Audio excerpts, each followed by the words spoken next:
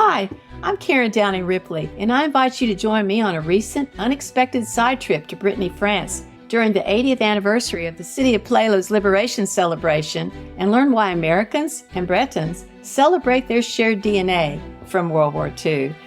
A last-minute decision to deliver my father's World War II documents to the city of Plélo, France, opened me up to an amazing experience that has truly changed my life.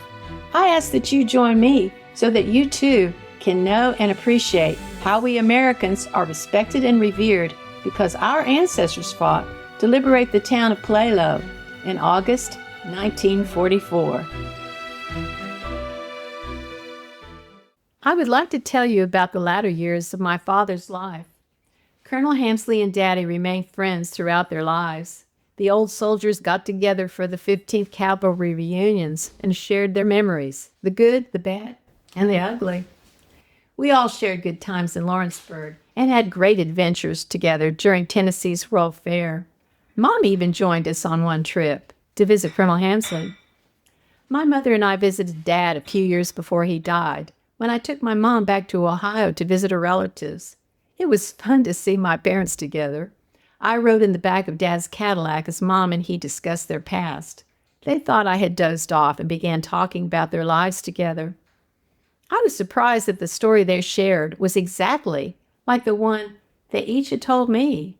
Their accuracy didn't hide the fact that Daddy had left and Mom never forgave him. He had returned, but it was too late. My mom died at 94, long after my dad had passed away at 66.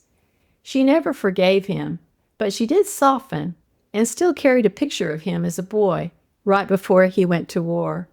She showed it to everyone in the nursing home. Dad only lived 2 years after that first special celebration held in honor of Colonel Hamsley in 1990. Daddy was invited to join Colonel Hamsley on that first trip. Wood Plélo was finally able to thank Colonel Hamsley and the 15th Cavalry for liberating them in World War II. They asked me to join them, but sadly, I was a busy working girl with little time off. But before he left for Plélo, Dad casually mentioned that he had a sore spot in his throat that wouldn't heal. He had an appointment with the VA hospital in Kentucky, but he decided to cancel the appointment so that he could join the celebration in Plélo. I was unable to join them, but I figured he would tell me all about it, and one day he would say, "You were there, Karen Bev." After Daddy returned from the Plélo celebration, I went with him to the VA. I had often quarreled with Daddy about his drinking and smoking. I was always concerned for his health, but he seemed healthy as a horse and could outrace me to the top of any hill. It was an awful shock when the doctor told Dad he had advanced cancer of the throat and would have to have his voice box removed. For an Appalachian storyteller like my dad, his voice was way too much to give up. My brothers and I rallied around Dad. He told us not to fuss over him. He was only 64, but he wasn't afraid to die.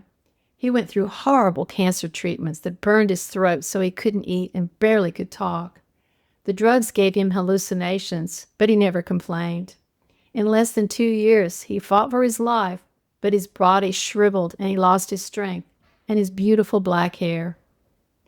I was amazed that my handsome daddy didn't care a bit about losing his movie star good looks. He seemed more concerned that we kids were okay and told us not to worry about him, but to continue with our lives. On one of our last visits, Dad made a big point of giving me documents that he and Colonel Hamsley had gathered concerning their war experience with the 15th Cavalry in Plélo. At Daddy's funeral, 2 of his 3 wives and his girlfriend joined his 3 sons and me and our families to pay our respects. His funeral did him proud. It was only fitting that there were 3 beautiful women crying and a military salute. Daddy had many friends and relatives, and we all came in disbelief to think that this wonderful character had died. No more joking around, wild escapades through the hills, and tall tales? How could Dad's amazing energy and joie de vivre be gone? I cherish the American flag that was presented in honor of Dad's remarkable service in Patton's 3rd Army 15th Cavalry Reconnaissance Group during World War II. Daddy was fighting the war and defending Brittany up until the night before he died. He lived in an upstairs garage apartment. He was dying and didn't have the strength to get up and down the steep apartment steps.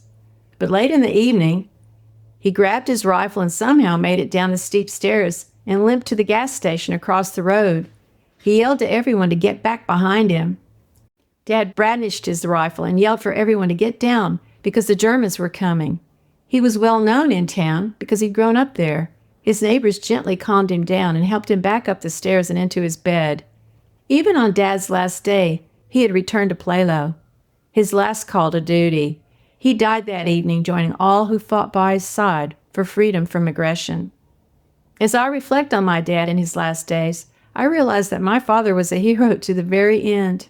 He did his job, just as he and the 15th Cavalry had done, to liberate Plélo on August 7, 1944. That was the last night Daddy fought the war. My only regret is that I wasn't there to give him backup. But I'm sure he would say, "You were there, Karen Beth."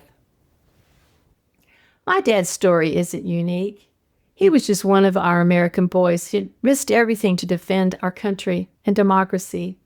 Our military has been defending us since the Revolutionary War and will defend us long after we become ancestors. As Americans, we have a distinct character that has been admired around the world since our founding.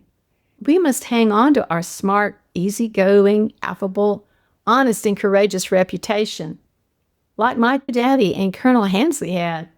It's our strongest suit and must be nourished at all costs. Please join me for the final episode of You Were There, Karen Beth.